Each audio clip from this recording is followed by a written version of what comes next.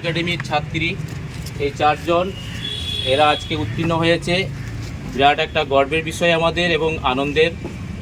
এই চারজন সত্যি কথা বলতে এরা চরম লড়াই করে আজকে এই জায়গায় পৌঁছিয়েছে। নারী শক্তি দেখিয়ে দিয়েছে আজকে সত্যি কথায় যে এরাও পারে।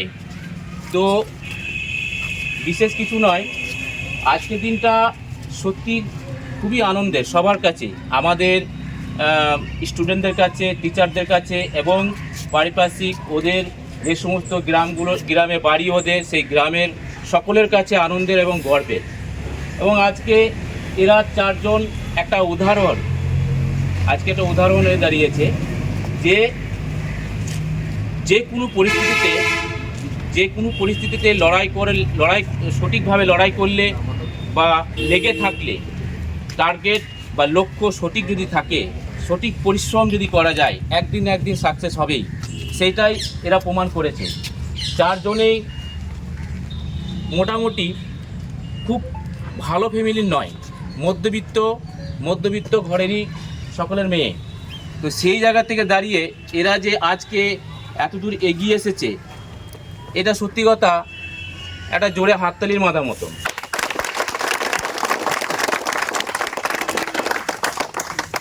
এরা সমাজের শুধু নয়, দেশের একটা উদাহরণ।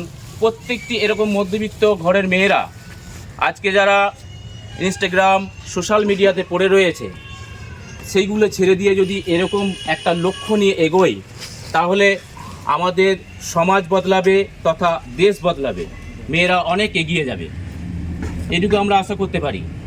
তো এক এক করে আজকে প্রথমে পরিচয় করে দিই। এ হচ্ছে ফেরদৌসী খাতুন, এর বাড়ি সামনেই ভগবতী বাজার। এর লড়াইটা চরম লড়াই। এর একটা হিস্টোরি আজকে লুকিয়ে লাভ নেই, একটা হিস্টোরিক্যাল ব্যাপার রয়েছে। এর একটা বিয়ে হয়েছিল, তারপরে সেই জায়গা থেকে ও একা সংসার, একটা বাচ্চা, 1.5 বছরের বাচ্চা নিয়ে ও প্র্যাকটিস শুরু করে। হ্যাঁ, তারপরে বাচ্চাকে কোলে নিয়ে গর্ভাবস্থায় প্র্যাকটিস করতো প্রথমে। তারপরে বাচ্চা হয়, 1.5 বছরের বাচ্চাকে কোলে নিয়ে তারপরে গ্রাউন্ডে বসিয়ে দিয়ে, হ্যাঁ, কোনো রকম বাচ্চা কান্না করতো তাকে চুপ করিয়ে প্র্যাকটিস করতো, ক্লাস করতো এইভাবে। এবং ওর বাবা বাইরে থাকে, মা একাই পরিবারটাকে পরিচালনা করে চালিয়ে, সেভাবে ও লক্ষ্য থেকে কখনো হেঁটে যায়নি।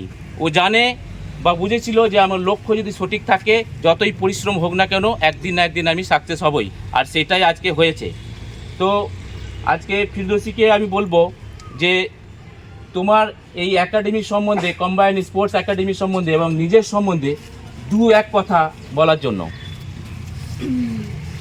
আমি যে সফলতা অর্জন করেছি, আমি যতটা পরিশ্রম করেছি তার থেকে বেশি আমাদের কম্বাইন্ড স্পোর্টসের সকল স্যার আমাকে বেশি পরিশ্রম করেছে আর কি। আর যে আমাদের পাড়াতে যে মেন্টালি যে প্রেশারগুলো দেওয়া হতো আমাদেরকে, যে তোমরা কোনোদিন করতে পারবে না চাকরি, তোমার একটা মেয়ে আছে, কী করে হবে, বা তুমি পারবে না, এমনি তোমাদের করা হচ্ছে, এগুলো টাকা নষ্ট হচ্ছে, এইগুলো আমরা স্যারকে বলতাম।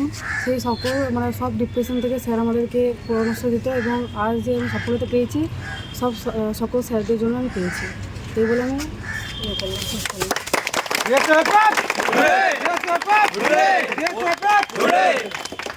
ওর মুখ থেকে শোনা গেল